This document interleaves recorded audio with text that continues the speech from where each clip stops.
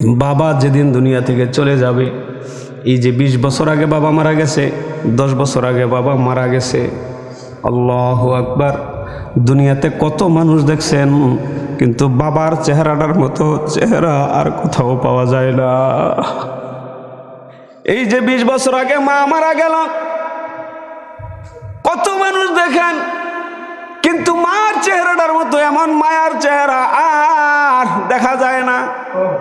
যার মা বাবা এখনো দুনিয়াতে আছে তার কপাল খোলা, যার বাবা ঘরে আছে তার ঘরে মক্কা মদিনা আছে। কোন সুবহানাল্লাহ। 5 লাখ টাকা 7 লাখ টাকা ভাঙ্গিয়া হজ করতে গেলে মক্কা শরীফ গিয়ে আল্লাহর ঘর জিয়ারত করলেন, নবীর রওজা জিয়ারত করলেন, গ্যারান্টি দিয়া বলতে পারবেন না আমার হজ কবুল হয়েছে? আল্লাহু আকবার। হযরত উমামা রাদিয়াল্লাহু তাআলা আনহু নবীজিকে জিজ্ঞাসা করে, ইয়া রাসূলুল্লাহ, বাবার চেহারা যদি কেহ দেখে, সুনজর যদি দেখে, তাইলে তার কি সওয়াব? আল্লাহর নবী বলেন, তোমার জন্য একটা কবুল হজের সওয়াব লিখিয়া দেওয়া হয়।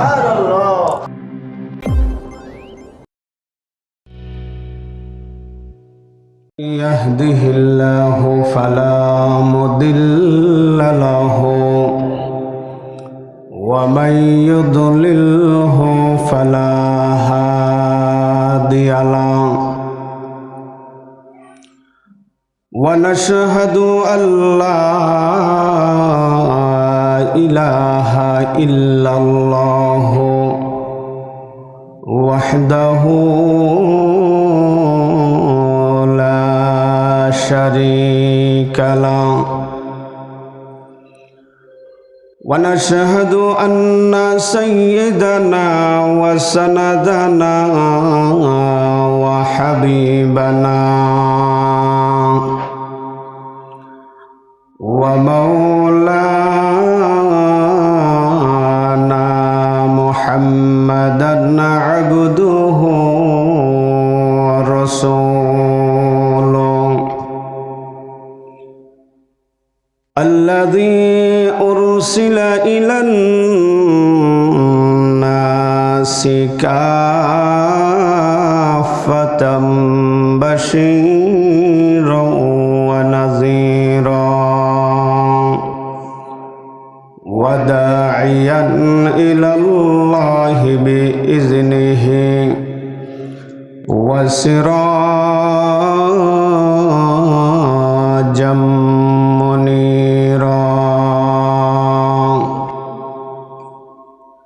أعوذ بالله من الشيطان الرجيم. بسم الله الرحمن الرحيم.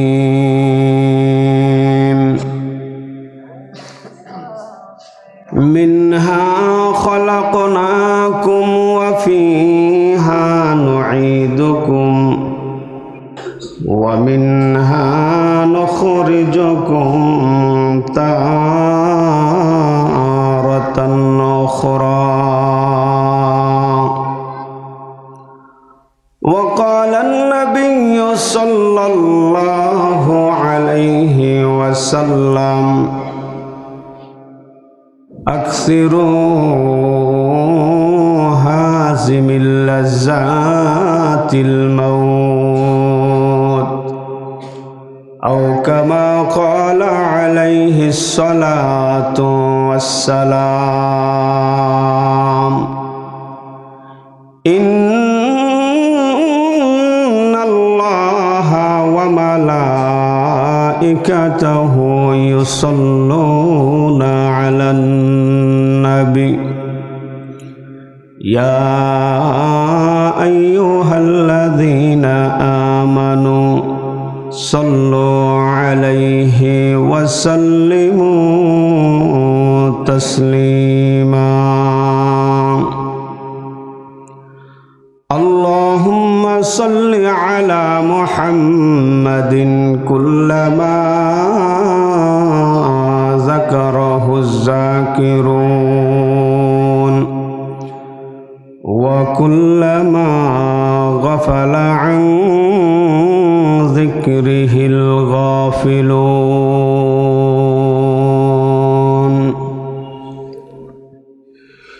জীবনের চাইতে বেশি ভালোবাসি যারে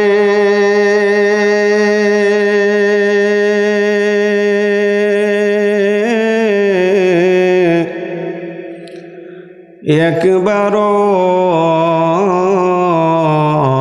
দেখি নাই তারে জীবনের চাইতে বেশি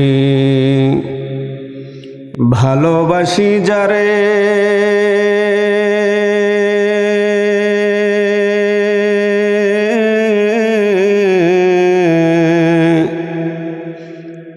একবারও দেখি নাই তারে জানি না আমার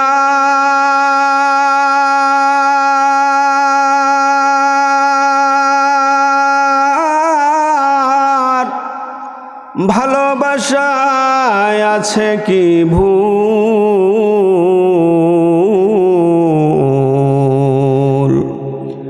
একবার হলেও দেখা দাও হে প্রিয় রসুল বালাগাল উলা বিকামালিহি কাশাফাদ দুজা বিজামালিহি হাসনাত জামিউ খিসালিহি সাল্লু আলাইহি ওয়া আলিহি লা ইলাহা ইল্লাল্লাহ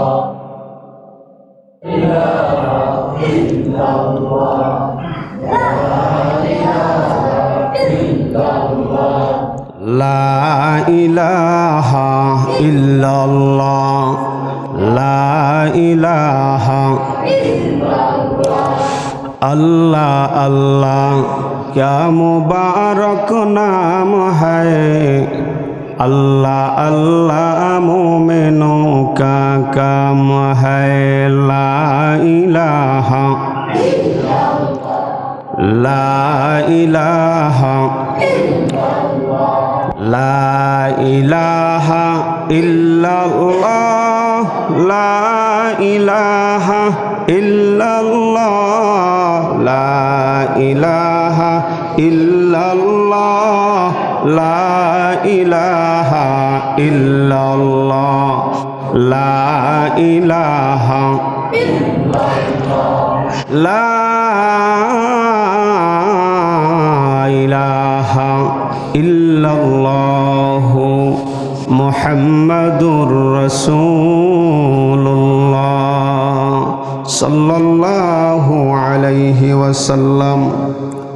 আলহামদুলিল্লাহ, উপস্থিত আজকের এই মহতী অনুষ্ঠানের সম্মানিত সভাপতি মুআজ্জাজ মুকাররম হযরত উলামা ইকরাম, উপস্থিত সর্বস্তরের প্রাণপ্রিয় মুসলমান ভাইয়েরা, পর্দার আড়ালে অবস্থানরত অত্যন্ত শ্রদ্ধেয় মা ও বোনেরা, সর্বপ্রথম সেই মহান প্রভুর দরবারে জানাচ্ছি অসংখ্য অগণিত শুকরিয়া যে মহান রব্বুল আলামিন অত্যন্ত দয়া করে মায়া করে ভালোবেসে আজকে আল্লাহ পাকের ঘরে দ্বীনি মজলিসে আসার এবং বসার তৌফিক দান করেছেন।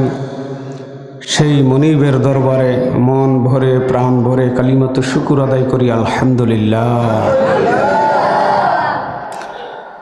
আজকের এই মজলিসে আসতে পেরে এবং বসতে পেরে আপনারা খুশি না বেজার? আমরা কিন্তু এই জগতের মানুষ না, এই দুনিয়াতে আমরা থাকার জন্য আসি নাই। এখানে কেউ আমরা থাকতে পারবো না। এই জায়গা সাইরা, এই বাড়িঘর সাইরা আমাদের আসল ঠিকানা যেতে হবে।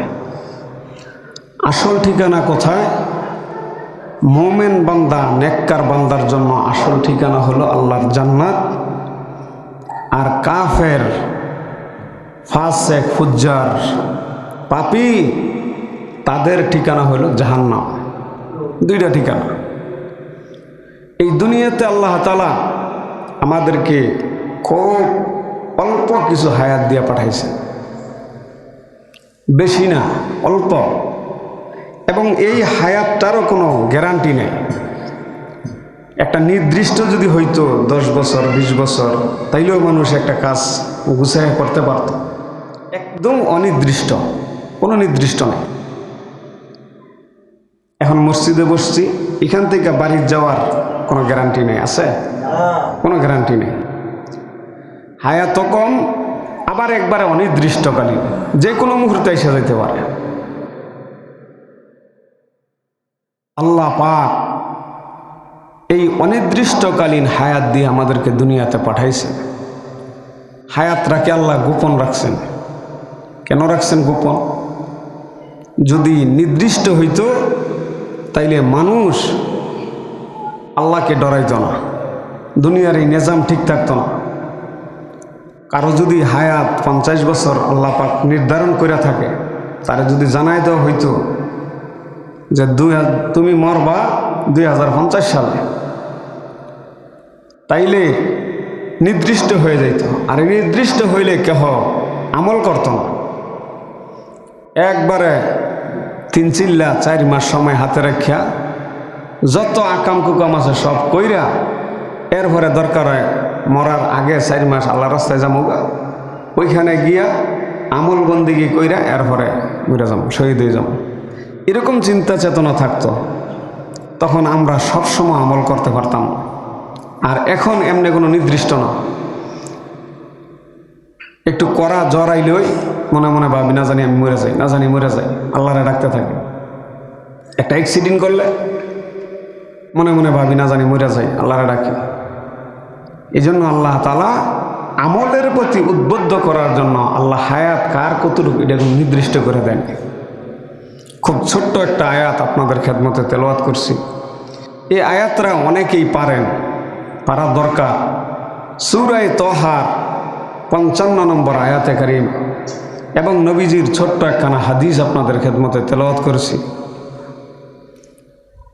আয়াত এবং হাদিসকে সামনে রেখে কবরের জিন্দিগি, যেহেতু কবরবাসী রুহের মাগফিরাত কামনা আজকের এই মাহফিল, এজন্য কবরবাসীদের স্মরণে আয়াতরা তেলাওয়াত করছি।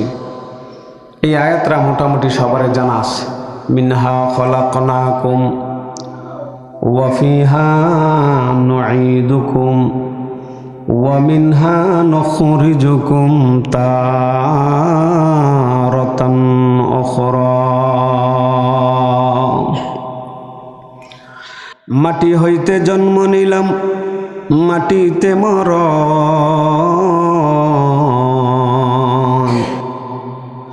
মাটি হইতে জন্ম নিলাম, মাটিতে মরণ। মাটি হইতে উঠতে হবে, রাখিও স্মরণ। এই আয়াতরা দোয়া হিসাবে পড়ি। আমার ভাইয়েরা, মা মারা গেছে, বাবা মারা গেছে, দাদা দাদি মারা গেছে, আত্মীয় স্বজন মারা গেছে, অন্ধকার কবরে 3.5 হাত মাটির ঘরে শোয়াইয়া তাদের কবরে যেদিন আমরা মাটিগুলা দিয়েছিলাম, তখন এই দোয়াটা পরে পরে মাটি দিয়েছিলাম। মিনহা খলাকনাকুম, এই শব্দটা পড়ে কিছু মাটি লইছি। এই মাটিটা দাদার কবরে, দাদির কবরে, নানার কবরে, নানির কবরে, জেঠা জেঠির কবরে, কারো মা না থাকলে মার কবরে, বাবা না থাকলে বাবার কবরে দিছিলাম। মিনহা খলাকনাকুম ওয়া ফিহা নুঈদুকুম ওয়া মিনহা নুখরিজুকুম তারাতান উখরা। এই আয়াত পড়িয়া পড়িয়া তাদেরকে মাটির নিচে দাফন করিয়া আসছে। আল্লাহ বলেন, এই দুনিয়ার মানুষেরা তোমাদেরকে এই জমিন থেকে উঠানো হয়েছে, এই জমিনের উপরে চলাফেরা করতেছ। যেদিন দুনিয়া থেকে বিদায় হইয়া যাইবা, ওই দিন এই মাটির নিচে আবার তোমাকে রাখা হবে। মাটি দিয়া বানাইছে আমাদেরকে, অন্য কোনো পদার্থ দিয়া বানায় নাই। আল্লাহ তাআলা ফেরেশতাদেরকে নূর দিয়া বানাইছে। জিন জাতিকে আগুন দিয়া তৈরি করলেন, কিন্তু আল্লাহ আশরাফুল মাখলুকাত, সৃষ্টির সর্বশ্রেষ্ঠ মাখলুক মানুষ, আল্লাহ মানুষকে মাটি দিয়া কেন তৈরি করলেন? আগুনের স্বভাব হলো আগুন যখন লাগাইবেন ফাল দিয়ে উপরের দিকে উঠে যাবে। মাটির স্বভাব হলো উপরের দিকে ডিল মারলে এটা গড়ায় নিচের দিকে চলে আসবে। আল্লাহ দেখলেন জিনদেরকে আগুন দিয়া বানাইছি, তাদের হিংসা বেশি, অহংকার বেশি, তাদের মধ্যে মারামারি কাটাকাটি, তাদের অহংকার হিংসা বেশি, কারণ আগুনের একটা তাসির তাদের ভিতরে আছে। এই জন্য সবচেয়ে দামি মাখলুক আশরাফুল মাখলুকাত আমাদেরকে আল্লাহ তাআলা মাটি দিয়া বানাইলেন। মাটির স্বভাব হলো নিচের দিকে থাকা, উপরে ডিল মারলে এটা নিচের দিকে চলে আসে। আল্লাহ বুঝলেন এদেরকে মাটি দিয়া বানাই, মাটি দিয়া বানাইলে তাদের স্বভাবটা নরম থাকবে, তাদের তবিয়ত নরম থাকবে, তারা একজন আরেকজনের সাথে নরম হইয়া কথা বলবে। এই জন্য আল্লাহ রব্বুল আলামিন আমাদেরকে মাটি দিয়া বানাইলেন। কোন সুবহানাল্লাহ। মাটি দিয়া বানাইয়া শ্রেষ্ঠ বলিয়া ঘোষণা দিয়ে দিলেন, ওয়ালাকাদ কাররামনা বানি আদম, আমি আদম সন্তানকে সবচেয়ে শ্রেষ্ঠ করিয়া বানাইছি। তাইলে এখান থেকে বোঝা যায় মাটি দিয়া বানাক, স্বর্ণ দিয়া বানাক, রূপা দিয়া বানাক, নূর দিয়া বানাক, আগুন দিয়া বানাক, যে কোনো পদার্থ দিয়া বানায়, বানানোর পদার্থর আসল কোনো হাইসিয়ত নাই। আসল হাইসিয়ত, আসল মর্যাদা আল্লাহ যাকে মর্যাদা দান করছে সেই আসল মর্যাদার অধিকারী। মাটি দিয়া বানাইছে দেখে দাম কম এমন না, মাটির মানুষকে আল্লাহ তাআলা সবার উপরে স্থান দিলেন। এই মাটির মানুষগুলা মাটির নিচে চলে যাবে, আবার মাটির ঘর থেকে কিয়ামতের ময়দানে ইসরাফিল আলাইহিস সালাম সিংহায় ফু দিলে মাটি থেকে উঠবে। এই দুনিয়াতে আমরা আছি, দুনিয়াটা আসল জায়গা না, এটা থাকার জায়গা না। এই দুনিয়ায় কেহই চিরদিন থাকতে পারবে না। আগার দুনিয়া পসেবা জিন্দা বুদে, আবুল কাসেম মোহাম্মদ জিন্দা বুদে। দুনিয়া যদি থাকার জায়গা হইতো, যাকে না বানাইলে আল্লাহ কিছুই বানাইতেন না। যেই নবীর প্রেমে পড়িয়া, যেই নবীর ভালোবাসায় পড়িয়া আল্লাহ কুল কায়নাত সাজাইলেন, ওই নবীও আমাদের থেকে চলে গেলেন পর্দার আড়ালে। ওই নবীও অন্ধকার কবরে শুয়ে আছে, ঠিক না বে ঠিক? এই জন্য বাবাজি, এই দুনিয়া আসল জায়গা না, কেহই দুনিয়াতে চিরদিন থাকবো না। প্রত্যেকের নির্দিষ্ট হায়াত শেষ হওয়ার পরে কিন্তু আমাদের আসল গন্তব্যস্থলে চলে যাইতে হবে।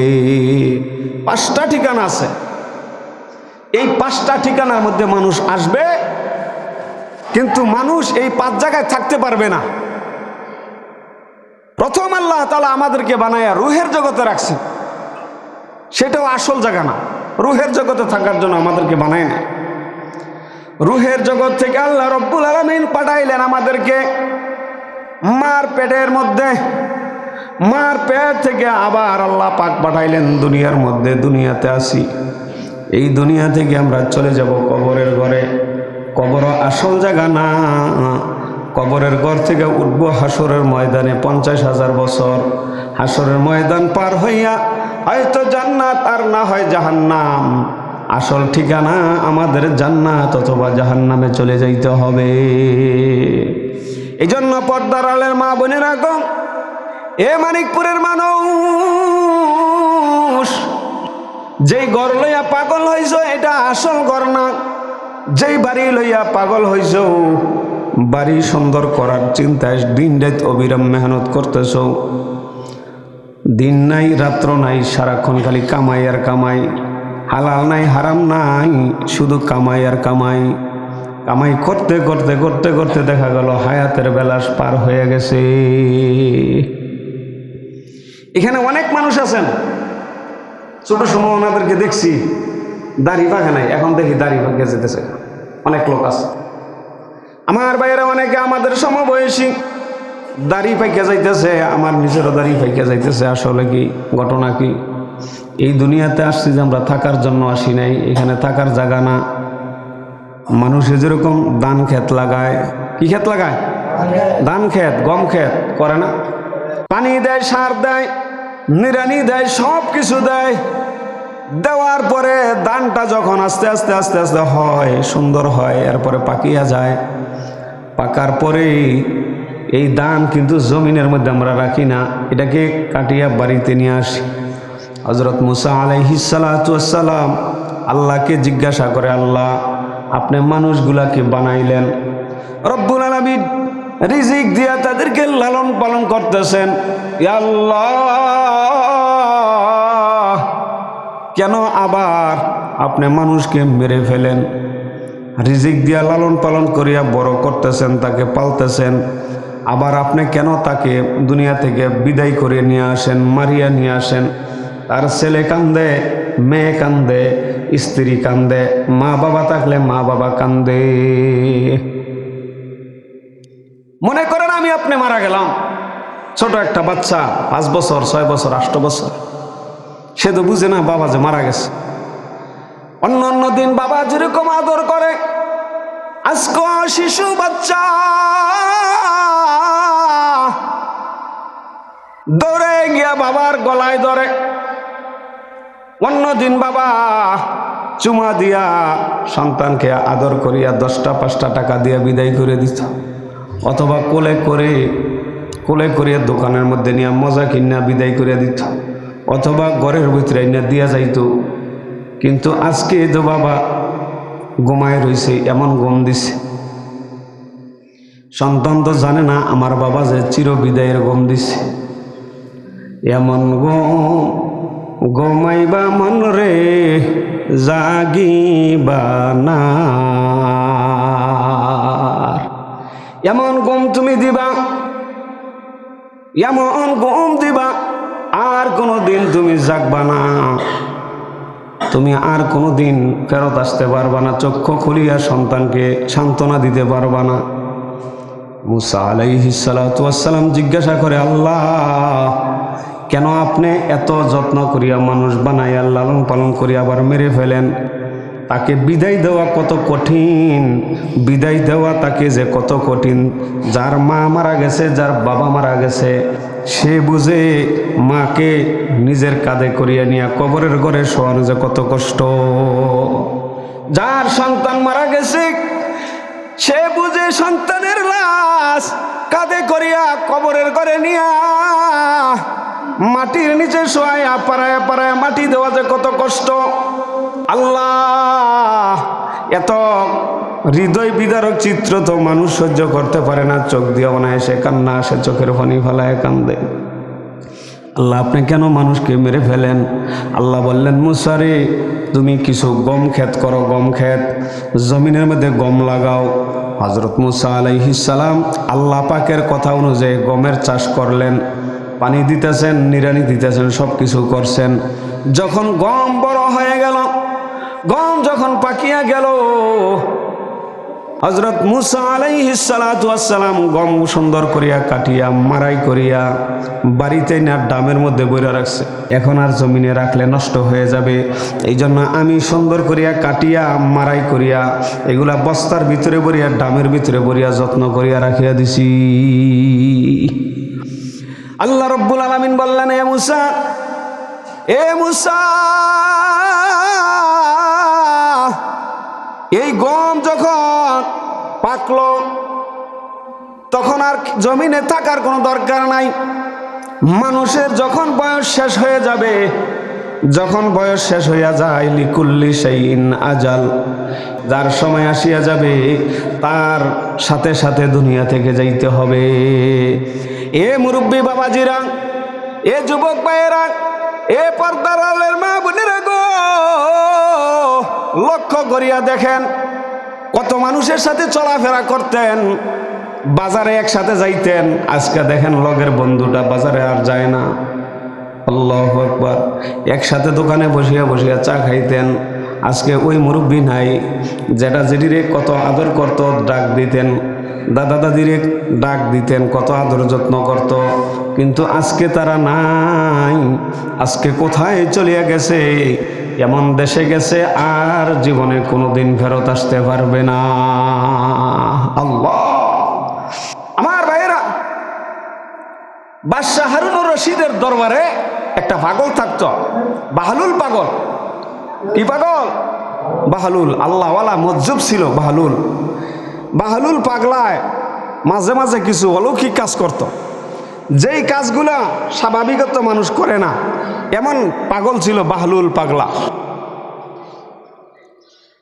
বাদশাহ তার কাজকর্ম দেখিয়া অবাক হয়ে যেত। বাদশার মেজাজ, আর পাগলের হইল পাগলের মেজাজ। এটা দুনিয়ার পাগল না, এটা আখিরাতের পাগল, আল্লাহর পাগল। বাদশাহ হারুনুর রশিদের দরবারে বাহলুল পাগল খুব আসা যাওয়া করত, বাদশাকে নসিহত করত। একবার বাদশাহ একটা লাঠি বাহলুল পাগলকে দিলেন, এ বাহলুল ধরো, এই দুনিয়ার মধ্যে আমি দেখছি তোমার মতো এমন পাগল, তোমার চেয়ে বেকুব আর কোনো মানুষ আমি জগতে দেখি না। আমার দৃষ্টিতে তুমি সবচেয়ে বড় বেকুব। তুমি এই যে লাঠিটা লও, তুমি ঘুরিয়া ঘুরিয়া দেখবা, তোমার চেয়ে যদি বেশি বেকুব কাউকে পাও, এর চেয়ে বেশি পাগল যদি কাউকে পাও, তাইলে তারে দিয়ে দিও। পাগল ইমন পাগল, লাঠি না লইয়া বাড়িতে নিয়া সুন্দর করে রেখে দিছে। আর এই মনে মনে মনে মনে খোঁজদাছে। বাদশাহ কইছে, আমার চেয়ে বেশি বেকুব পাইলে তারে এই লাঠি দিতাম। এই লাঠি যত্ন করে রাখতেছে আর মনে মনে খোঁজদাছে। আমার মা বোনেরা, এ আমার মুরব্বী বাবাজিরা, কয়েক বছর পরে বাদশাহ হারুনুর রশিদ অন্তিম শয্যায় শায়িত, মারা যাবে, বিছনায় পড়া। খবর পাইয়া বাহলুল পাগলাও আসছে দেখা করার জন্য। আইসা জিজ্ঞাসা করে, এ বাদশাহ কেমন আছেন? কয়, বাহলুল আর সময় নাই, সময় নাই। বাদশাহ হারুনুর রশিদ মরার আগে নিজের জন্য একটা কবর খনন করছে। যেখানে কবর হইব এখানে আগে একটা কবর বানছে, কবর করছে।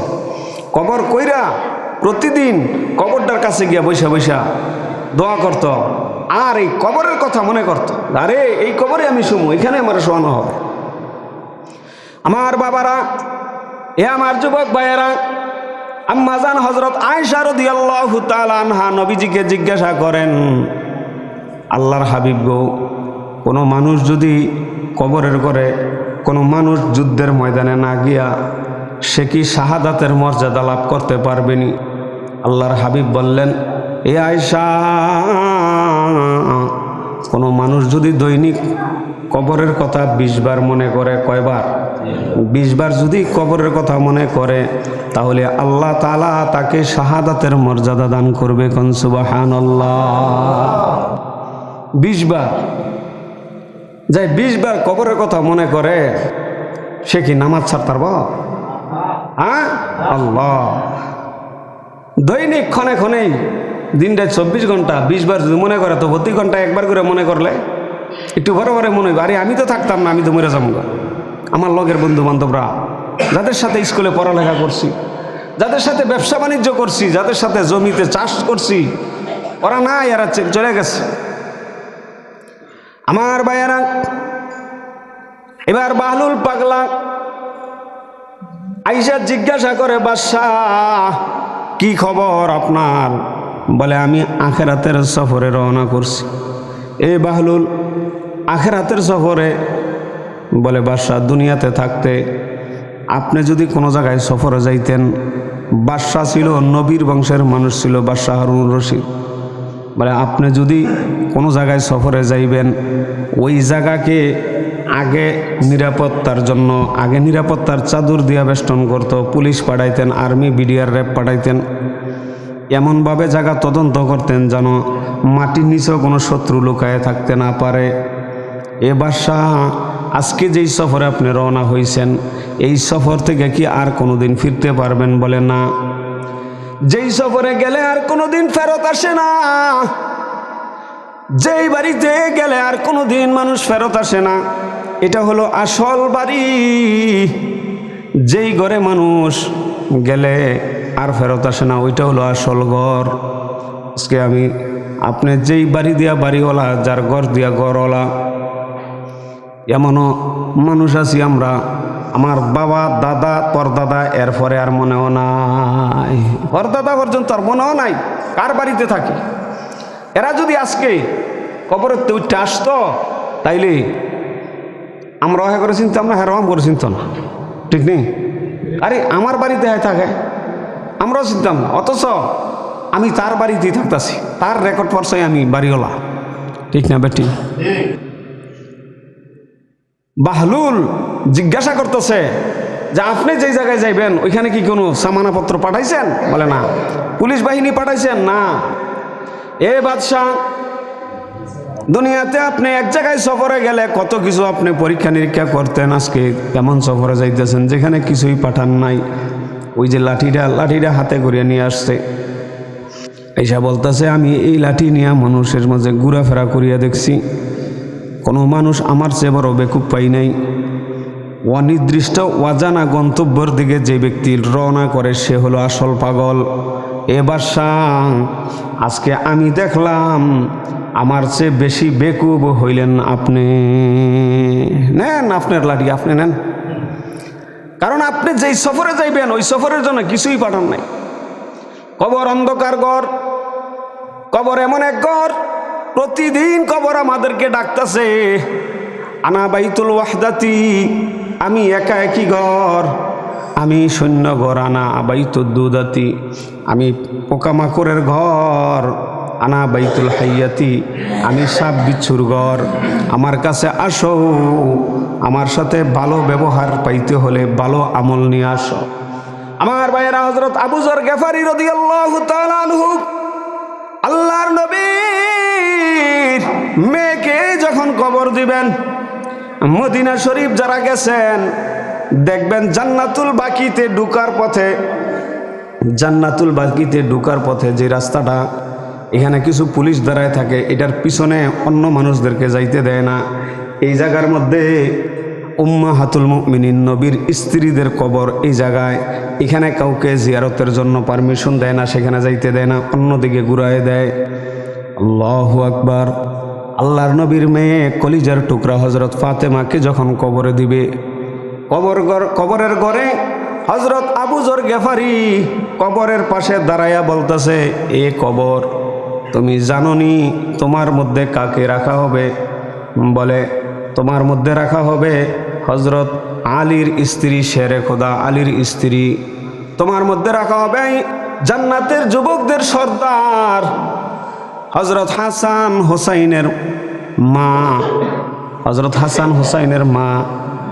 তোমার মধ্যে রাখা হবে দুজাহানের বাদশাহ নবী মুহাম্মদুর রাসূলুল্লাহ সাল্লাল্লাহু আলাইহি ওয়াসাল্লামের কলিজার টুকরা ফাতেমা। কবর কি উত্তর দিছে? আল্লাহ, এই কথাগুলা কেন আসলো?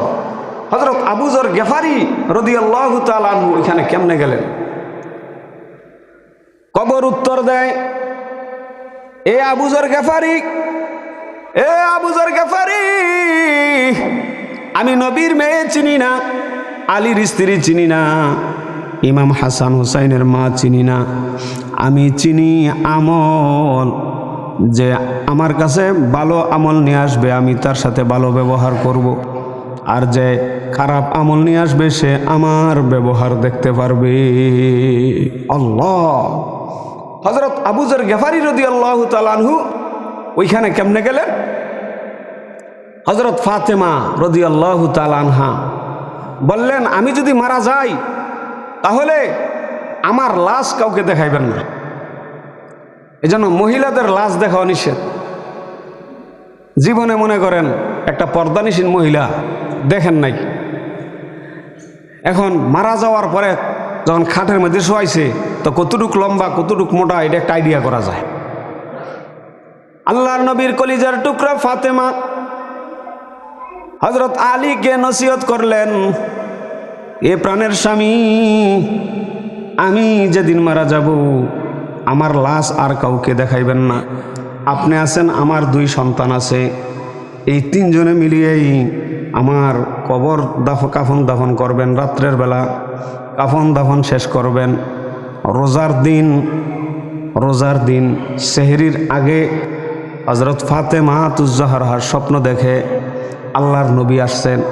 আল্লাহর নবী আইসা বলে, এ ফাতেমা সেহরি খাইছনি? বলে হ্যাঁ। 6 মাস যাবত অসুস্থ।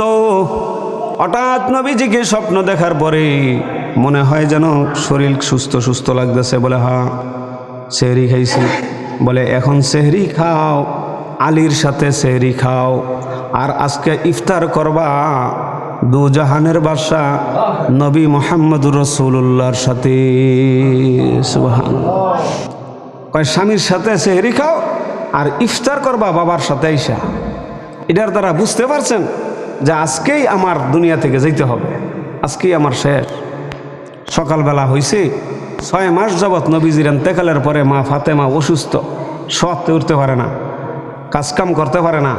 আজকে আগে উঠা গেছে, উঠা ঘর দুয়ার পরিষ্কার করলেন, ছেলেদেরকে গোসল করাইলেন, জামা কাপড় পরাইলেন। স্বামীকে বলতেছে, স্বামী আপনার ঘরে আইসা আপনাকে আমি ওইরকম সেবা করতে পারি নাই, স্বামী আসেন আপনাকে আমি গোসল করাই দেই, আপনার আজকে সেবা করি। হযরত আলীও বুঝতেছে না যে কেন ফাতেমা 6 মাস যাবত অসুস্থ মানুষ আজকে হঠাৎ করে এরকম হইল কেন। ঘরের কাজ করতেছেন। ইমাম হাসান এবং হুসাইন রাদিয়াল্লাহু তাআলা আনহুমা বারবার আসিয়া মার কাজের মধ্যে ডিস্টার্ব করে। ছোট মানুষ, মা বারবার পাঠায় দেয়, কয় তাড়াতাড়ি যাও তোমার নানার কবরে যাও। নানার কবরের কাছে গিয়া বারবার পাঠায় দেয়, গিয়া সালাম দাও। হযরত হাসান এবং হুসাইন রাদিয়াল্লাহু তাআলা আনহুমা নানার কবরের কাছে গেলেই নানায় পাঠায় দেয়, এ হাসান হুসাইন এখানে দাঁড়াই থেকো না, তাড়াতাড়ি ঘরে যাও, বাড়িতে যাও, জীবনের মতো মাকে দেখিয়ালো। আজকে সন্ধ্যার পর থেকে আর মা বলিয়া কাউকে ডাকতে পারবা না। আজকেই মা চিরদিনের জন্য বিদায় হয়ে যাবে। নানাজির এই কথা শুনিয়া নাতিরা বারবার আবার ঘরে আসে। মা বিরক্ত হয়, কয় তাড়াতাড়ি কবরে যাও, নবীজির কাছে যাও। যখন অতিরিক্ত বিরক্ত হইতেছে, হাসান হুসাইন বলে, মা আপনি আমাদেরকে ঘর থেকে তাড়ায় দেন। ওইদিকে নানার কবরে গেলেন, নানা বারবার বলে, যাও মাকে দেখিয়ে আলো, মাকে দেখিয়ে আলো। এ মা, নানাজির ইন্তেকালের পরে আজকে 6 মাস হয়ে গেল, মাগো আপনিও বিছনা থেকে উঠিয়া দাঁড়াইতে পারেন না, আজকে সব কাজ একা একাই করতেছেন। মাগো আসল রহস্য কি? আপনি কি আমাদেরকে ছাড়িয়া চলিয়া যাইবেননি? বাবারে, বাবা যেদিন দুনিয়া থেকে চলে যাবে, এই যে 20 বছর আগে বাবা মারা গেছে, 10 বছর আগে বাবা মারা গেছে। আল্লাহু আকবার। দুনিয়াতে কত মানুষ দেখছেন, কিন্তু বাবার চেহারাটার মতো চেহারা আর কোথাও পাওয়া যায় না। এই যে 20 বছর আগে মা মারা গেল, কত মানুষ দেখেন, কিন্তু মার চেহারাটার মতো এমন মায়ার চেহারা আর দেখা যায় না। যার মা বাবা এখনো দুনিয়াতে আছে তার কপাল খোলা। যার বাবা ঘরে আছে তার ঘরে মক্কা মদিনা আছে। কোন সুবহানাল্লাহ। 5 লাখ টাকা 7 লাখ টাকা ভাঙ্গিয়া হজ করতে গেলে মক্কা শরীফ গিয়ে আল্লাহর ঘর জিয়ারত করলেন, নবীর রওজা জিয়ারত করলেন, গ্যারান্টি দিয়া বলতে পারবেন না আমার হজ কবুল হয়েছে। আল্লাহু আকবার। হযরত উমামা রাদিয়াল্লাহু তাআলা আনহু নবীজিকে জিজ্ঞাসা করে, ইয়া রাসূলুল্লাহ, বাবার চেহারা যদি কেহ দেখে, সুনজর যদি দেখে, তাইলে তার কি সওয়াব? আল্লাহর নবী বলেন, তোমার জন্য একটা কবুল হজের সওয়াব লিখিয়ে দেওয়া হয়। হযরত উমামা রাদিয়াল্লাহু তাআলা আনহু আবার জিজ্ঞাসা করে, ইয়া রাসূলুল্লাহ, কেউ যদি 2 বার দেখে, কেহ যদি 2 বার দেখে, আল্লাহর নবী বলেন 2 বার দেখলে 2টা হজের সওয়াব লেখা হয়, 3 বার দেখলে 3টা। বলে কেহ যদি দৈনিক 100 বার তাকায়, আল্লাহর নবী বলেন, এ আবু উমামা, আল্লাহ তোমার নেক হায়াত দান করুক। কেহ যদি বাবার চেহারায় 100 বার যদি তাকায়, তার আমল নামার মধ্যে 100 কবুল হজের সওয়াব লিখিয়া দেওয়া হয়। বাপ মা যার ঘরে আছে তার কি আছে করো জান্নাত আছে, তার ঘরও মক্কা মদিনা আছে। এই জন্য বাবার চেহারাটার দিকে রহমতের নজর দিয়া চাইবেন। রহমতের নজর কি? সুদৃষ্টি দিয়া, আল্লাহ আমার বাবা আমারে কত যত্ন করে ভালছে, আজকে নিজের সন্তান একটু বড় বড় টাকা চায়, 10 টাকা দাও, 20 টাকা দাও। আমরাও তো এরকম ভাবে চাইছিলাম, চাইছি কি চাইছি না? আমাদের মা বাবা তো আমাদেরকে এইভাবে কষ্ট করে ভালছে। আমার ভাইয়েরা, হযরত ফাতেমা রাদিয়াল্লাহু তাআলা আনহা প্রস্তুত। আলীকে বলতেছে, স্বামী গো, আমি যদি মারা যাই তাহলে আর কাউকে খবর দিবেন না, জানাইবেন না কাউকে। আপনি আছেন, আমার 2 ছেলে আছে, 3 জনে মিলিয়া কাফন দাফনের ব্যবস্থা করবেন। রাত্রের ভিতরেই আমার মাটির নিচে শোয়াই দিবেন, কবরে করে রাখিয়ে দিবেন। মাগরিবের পরে হযরতে ফাতেমাতুজ জোহরা দুনিয়া থেকে চলে গেলেন। দুজাহানের বাদশা, আল্লাহর হাবিবের মেয়ে, তার ঘরের মধ্যে আলো নাই, অন্ধকার ঘর। যখন ইন্তেকাল করলেন, কাফন দাফনের ব্যবস্থা হইতে গিয়া প্রায় রাত্র 8টা-9টা বাজিয়া গেছে। সন্ধ্যার পরে ইন্তেকাল হয়েছে, 8টা-9টা বাজিয়া গেছে। সমস্ত সাহাবায়ে কেরাম মসজিদে নববীতে নামাজ পড়িয়া যার যার বাসায় চলিয়া গেছে। মসজিদে নববী খালি, যার যার বাসায় সবাই চলিয়া গেছে।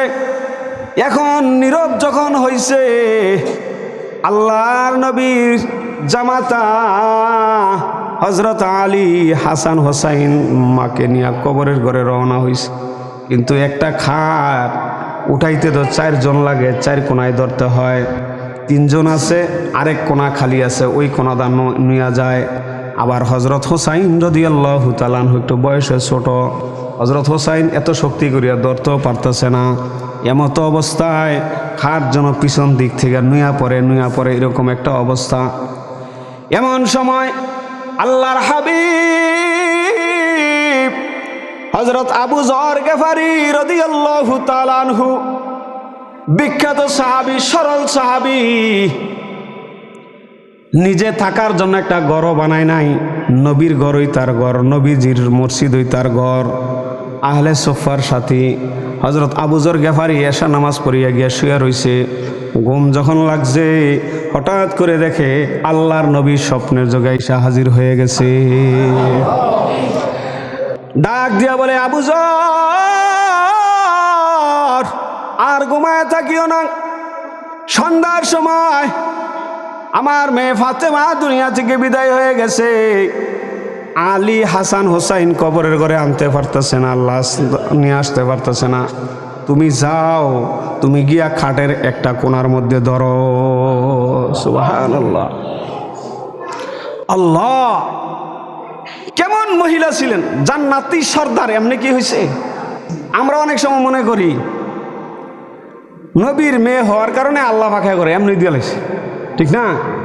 এরকম মনে করি নবীর নাতি হওয়ার কারণে আল্লাহ পাক জান্নাতের যুবকদের সর্দার এমনি বানায় ফেলাইছে। না, আমার মা বোনেরা গো, অনেক মহিলা আছে ভিজা কাপড়ে গোসল করিয়া নদীর ঘাট থেকে 1/2 কিলোমিটার হাঁটিয়া বাড়িতে চলিয়া যায়, আছে না নাই? হ্যাঁ, পর্দার ওয়াজ, পর্দা পুশিদা দিন দিন মানুষের থেকে দূর হইতেছে। কথাও পর্দা, জোরে উচ্চ গলায় মানুষের সাথে, পুরুষের সাথে কথা বলাও নিষেধ, এটাও পর্দা। এই জন্য কিতাবের মধ্যে আছে, যদি অপরিচিত মানুষ আসে তাদেরকে কথা বললে ধমকের সাথে বলো, ধমক শূন্য যেন সে বুঝে না এই মহিলার মেজাজ ভালো না, না এই মহিলার লোকে কোনো আর কথা বলা যেত না। স্বামী বিদেশ, এমন বড় মোবাইল দিয়া দিছে, এবার সারা দিন সারা রাত এবার ইমো কল লাগাইছে। যুবকরাও ইমোওয়ালা বেডির পিছে ঘুরতেছে, ঠিক না বে ঠিক? ইমোওয়ালা বেডি সব টাকা পয়সা নিয়ে যাইতেছে। ইমোর মধ্যে সাধারণ অডিও কল দিলেও মনের স্যাটিসফ্যাকশন হয় না। আর যুবকরা বড় করে ডার্লিংয়ের ছবিটা মোবাইলের প্রোফাইলে না দিলে মনের স্যাটিসফ্যাকশন হয় না। ছবিটা বালা করে দিলে তারপরে মনটা শান্তি হয়। আর ইমুতে অডিও কলও শান্তি হয় না, ভিডিও কল দিয়া মহিলারে না দেখতে পারলে আর শান্তি হয় না, ঠিক না বে ঠিক?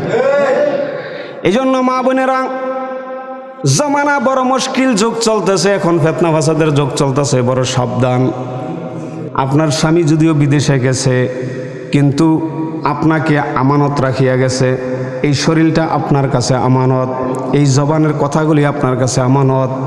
যদি আমানতের খেয়ানত করেন, কিয়ামতের ময়দানে আল্লাহর আদালতে দাঁড়ায় জবাব দিতে হবে। হযরত আবু যর গেফারি রাদিয়াল্লাহু তাআলা আনহু আস্তে আস্তে যখন আসতেছে অন্ধকার, তারা লাশ নিয়ে যাইতেছে, হযরত আলী মনে মনে ভাবতেছে, ফাতেমা যে আমাকে ওসিয়ত করছে যাতে কেউ না দেখে, কাউকে না নেই। এখন তো দেখা যায় একটা লোক আসতেছে, আমরা 8টা-9টা বেজে গেছে, অন্ধকার হয়ে গেছে। মদিনাতে তখন দূরে দূরে ঘর বাড়ি ছিল। একমাত্র হযরত আলী, হযরত ওসমান, হযরত আবু বকর ওনাদের বাড়িটা একটু কাছে ছিল, অন্যদের বাড়ি ছিল দূরে। তো এখন দিয়ে একটা লোক দেখা যাইতেছে, সে তো আইসা খবর জেনে ফেলাই। হযরত আলী রাদিয়াল্লাহু তাআলা আনহু দ্রুত করতেছেন, লুকাইতে চাইতেছেন। দূরে থেকে হযরত আবু যর গেফারি বলতেছে, ভাই আলী, তুমি মনে কষ্ট নিও না, আমি আবু যর গেফারি, আমি এমনি আসি নাই। দূরে থেকে বলতেছে, আলী, আমি যখন ঘুমাইতেছিলাম, এশার নামাজ মসজিদে নববীতে পড়িয়া ঘুমাই গেছি। আল্লাহর নবী স্বপ্ন দেখাইছে ফাতেমা সন্ধ্যার সময় ইন্তেকাল হয়ে গেছে। হযরত আলী, হাসান, হোসাইন দুজনে খাট বহন করিয়া নিতে পারতেছে না। আল্লাহর নবী আমাকে আসার জন্য, আমি খাট ধরার জন্য আল্লাহর নবী আমাকে বলছে। আল্লাহর নবী বলার কারণেই আমি আইছি, এমনি আসি নাই। ওই সুযোগ পাইছি, সুযোগ পাইয়া জান্নাতুল বাকিতে যখন কবরে শোয়াইব, এই কবরের পাশে দাঁড়ায় দাঁড়াইয়া কবরকে লক্ষ্য করিয়া 6টা কথা বলছে। এই 6টার উত্তর কবর দিছে। কবরকে বলতেছে, কবর, তোমার কাছে দুজাহানের বাদশা নবী মুহাম্মদুর রাসূলুল্লাহর মেয়েকে শোয়ানো হবে। জান্নাতের সর্দারিনী মা ফাতেমাকে শোয়ানো হবে। এইভাবে যখন বলতেছিল, কবর উত্তর দেয়, কয়, আমি নবীর মেয়েও চিনি না, আলীর স্ত্রীও চিনি না, আমি হাসান হোসাইনের মা জননীকেও চিনি না, আমি চিনি শুধু আমল। আমার কাছে আমল নিয়ে যদি আসতে পারো, তাহলে আমার ব্যবহার ভালো দেখবা, আর যদি আমল খারাপ হয়ে যায়, তাহলে আমার খারাপ ব্যবহার তুমি দেখতে পারবা। এইভাবে কবরের এক পাশের মাটি আরেক পাশের মাটির সাথে এইভাবে আইসা চাপ দেয়, এইভাবে লাগিয়া যায়, আইসা লাগিয়া বুকের পাঁজরের হাড্ডিগুলোকে চূর্ণ বিচূর্ণ করে। আমার ভাইয়েরা, বিখ্যাত সাহাবী, আল্লাহর নবীর প্রিয় সাহাবী, মদিনা আনসারীদের সর্দার হযরত সাদ ইবনে মুআজ রাদিয়াল্লাহু তাআলা আনহুকে যখন কবরের ঘরে রাখবেন, এমন দামি সাহাবী নবীর মজলিসে আসলে নবীজি দাঁড়াইয়া তাকে সম্মান করতেন। মেশকাত শরীফের মধ্যে বাবুল কিয়ামের মধ্যে আসছে, হযরত সাদ ইবনে মুআজ যখন নবীজির কাছে আসলেন, নবীজি তাকে দাঁড়াইয়া সাহাবীদেরকে নিয়ে দাঁড়াইয়া সম্মান করলেন। আল্লাহর নবী বলেন, এ সাহাবীরা, তোমরা দাঁড়াও, কুমু ইলা সাইয়্যিদিকুম, তোমরা তোমাদের আনসারি, তোমাদের সাহাবী ভাই সর্দারের জন্য দাঁড়াও। এটা একবারই দাঁড়াইছেন কেন? মদিনা শরীফের ইহুদিরা হযরত সাদ ইবনে মুআজ রাদিয়াল্লাহু তাআলা আনহুর ফায়সালা মেনে নেবেন। ইহুদিরা কি মদিনাতে থাকতে পারবে, নাকি মদিনা থেকে বের হয়ে যাবে? এই ফায়সালা নবীজি নিজে না দিয়া হযরত সাদ ইবনে মুআজকে দিলেন, যে সাদ ইবনে মুআজ তো তোমাদের বংশের লোক, উনি যেই ফায়সালা দেয় আমিও মানবো, তোমরাও মানবো। সাদ অসুস্থ, সাদকে নিয়ে আসছে নবীজি, সাহাবীদেরকে নিয়ে সাদ ইবনে মুআজকে সম্মানের জন্য দাঁড়ায় গেছে। এমন সাহাবী, এমন দামি সাহাবী। আমার ভাইয়েরা, হযরত সাদ ইবনে মুআজ রাদিয়াল্লাহু তাআলা আনহু যেদিন মারা যায়, আল্লাহর নবীর হাদিস প্রমাণ করে, নবীজি বলেন, সাদ ইবনে মুআজের জন্য আল্লাহ রব্বুল আলামিনের আরশ কাঁপা উঠছে। কোন সুবহানাল্লাহ! আল্লাহর আরশ কাঁপা গেছে, সাদ ইবনে মুআজ মারা গেছে। হযরত সাদ ইবনে মুআজ রাদিয়াল্লাহু তাআলা আনহুর জানাজায় 12,000 ফেরেশতা নাজিল হয়েছে। কোন রিওয়ায়াতে 70,000 ফেরেশতা তার জানাজায় শরীক হয়েছে। এমন দামি সাহাবী, মদিনার সর্দার, আল্লাহর নবীর প্রিয় সাহাবী, মারা যাওয়ার পরে যখন কবরের ঘরের মধ্যে রাখা হয়, কবরের ঘরে যখন রাখতেছে, কবরের কাজ যখন শেষ, কবর দিয়া যখন সাহাবা ইকরাম দূরে চলিয়া যাইতেছে, আমার আপনার নবী এমন নবী, তিনি কবরের উপরে যেমন দেখেন কবরের ভিতরেও তেমন দেখেন। কোন সুবহানাল্লাহ।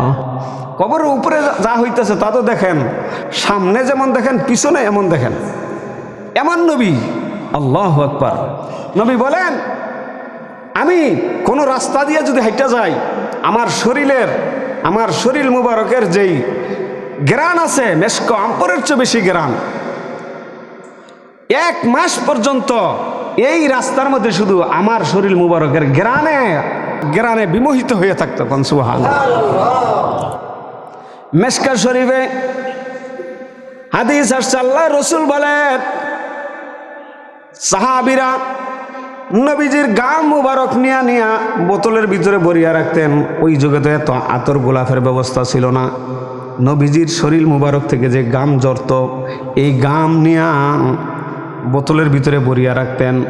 বিবাহ শাদীর অনুষ্ঠানের মধ্যে এই নবীজির শরীরের গাম মুবারক মেশক আম্বর আতরের চেয়ে আরও বেশি সুঘ্রাণ, এগুলা তারা অনুষ্ঠানের মধ্যে ব্যবহার করতেন।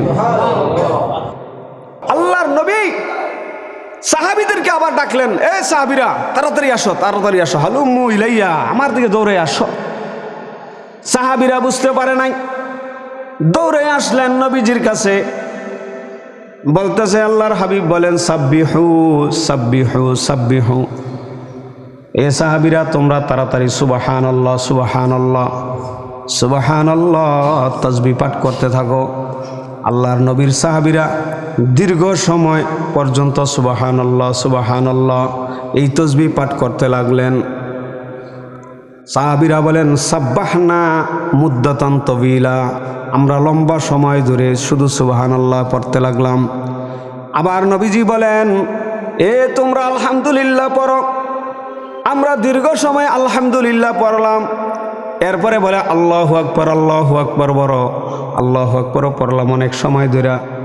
এরপরে নবীজি বললেন, সাহাবীরা তোমরা চলিয়া যাও যার যার বাড়িতে। কিছু সাহাবীরা জিজ্ঞাসা করলেন, ইয়া রাসূলুল্লাহ, জীবনে তো আপনার সাথে কত মানুষের লাশ কবরের ঘরে শোয়াইলাম, কত মানুষের কাফন দাফন করলাম, ইয়া আল্লাহর রাসূল, এমন কোনো আমল তো আর জীবনে কোনোদিন দেখি নাই কারো কবরের মধ্যে আপনি এই আমল করেন নাই। আজকে থেকে কি এটা নতুন কোনো আমল নেই? মানুষ শোয়াই আমরা কবরের মধ্যে দাঁড়ায় দাঁড়ায় কি এরকম জিকির করবো নি? নবীজি বলেন, এ সাহাবীরা,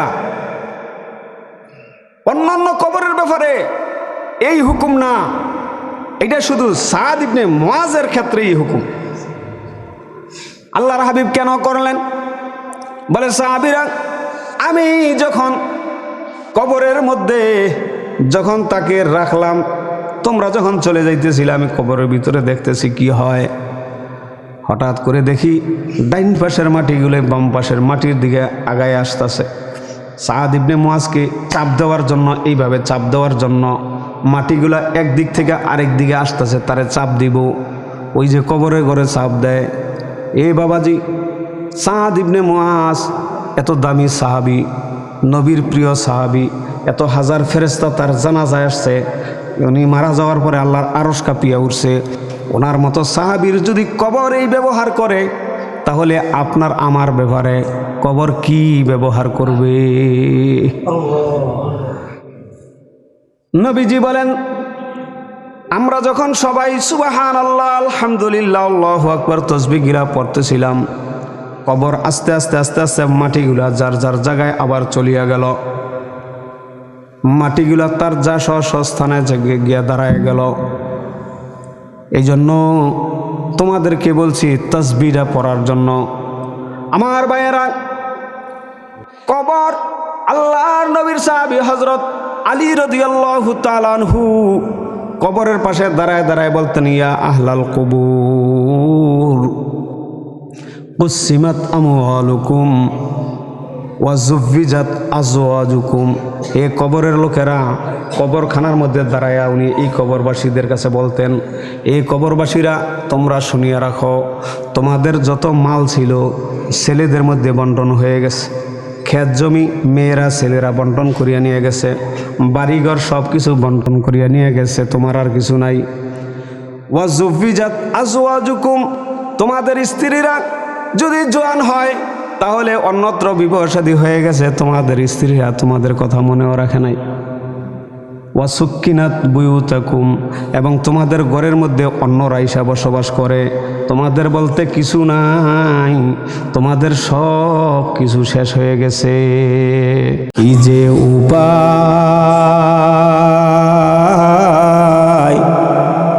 হবে আমার মরণে, আমি পাপী কেমনে থাকব মাওলা কবরে,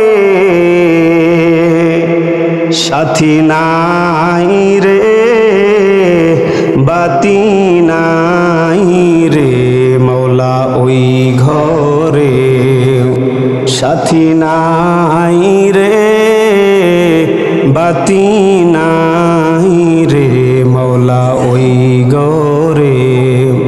মালাকুল মউত আসবে যে দিন আমার ধারে, দেহ থেকে প্রাণ পাখি নিবে বের করে, দেহ থেকে প্রাণ পাখি নিবে বের করে। এত সাদের গরবারি বিছানা, এসব রেখে দিতে চায় না মন রওয়ানা, এসব রেখে দিতে চায় না মন রওয়ানা। আমি পাপী কেমনে থাকব মাওলা কবরে, সাথী নাই রে বাতি নাই রে মাওলা ওই ঘরে। এই জন্য আমার ভাইয়েরা, এ মুরব্বী বাবাজিরা, এই দুনিয়ার মায়া ছাড়িয়া অন্ধকার কবরে শুইতে হবে। কার জানি কবর জান্নাতের টুকরা হয়ে আছে, কার জন্য কবর জানি জাহান্নামের গর্ত হয়ে আছে। নবীজি বলেন আকসিরু হাযিমিল লাজ্জাতিল মাউত, এ উম্মতেরা বেশি বেশি করিয়া মৃত্যুর স্বাদকে বেশি বেশি করিয়া স্মরণ করো। হাযিমিল লাজ্জাতিল মাউত, আল্লাহু আকবার।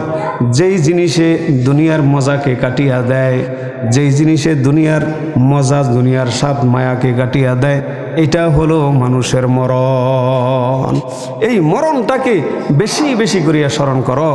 আল্লাহ যার মরণের কথা বেশি মনে আছে, সে গুনাহ করতে পারবে না, মিথ্যা কথা বলতে পারবে না, মানুষের সাথে প্রতারণা করতে পারবে না। এই জন্য মরণটাকে স্মরণ করিয়া করিয়া রাখ। কোরআন শরীফে যত সূরা যত আয়াত আছে, সব জায়গায় মরণের কথা আর কিয়ামতের কথা আছে। কি জন্য? বলে মরণের কথা মনে করায় একটু পরে পরে আল্লাহ পাক মনে করাই দিছে, যাতে মানুষ মরণের কথা না ভুলে। মরণ ভুলে গেলে তার জীবনের সবই বরবাদ হয়ে যাবে, দুনিয়ার সব কিছু সে গোলাই ফেলাইবে। এই জন্য মরণের কথাটা মনে রাখলে সোজা রাস্তায়, আখিরাতের রাস্তায় অগ্রসর হইতে পারবে। আল্লাহ তাআলা আমাদেরকে মৃত্যুর প্রস্তুতি নিয়ে কবরের ঘরের সামান জোগায় দুনিয়া থেকে যাওয়ার তৌফিক দান করে। আল্লাহ যেন আমাকেও কবরের সামান নিয়ে দুনিয়া থেকে যাওয়ার তৌফিক দান করে। যেই আমল করলে কবরের ঘর আলোকিত হয়, যেই আমল করলে মৃত্যু সহজ হয়, যেই আমল করলে যে আমল করলে ডাইন হাতে আমল নামা পাওয়া যায়, আল্লাহ যেন আমাদেরকে এই আমল বেশি বেশি করে যাওয়ার তৌফিক দান করে।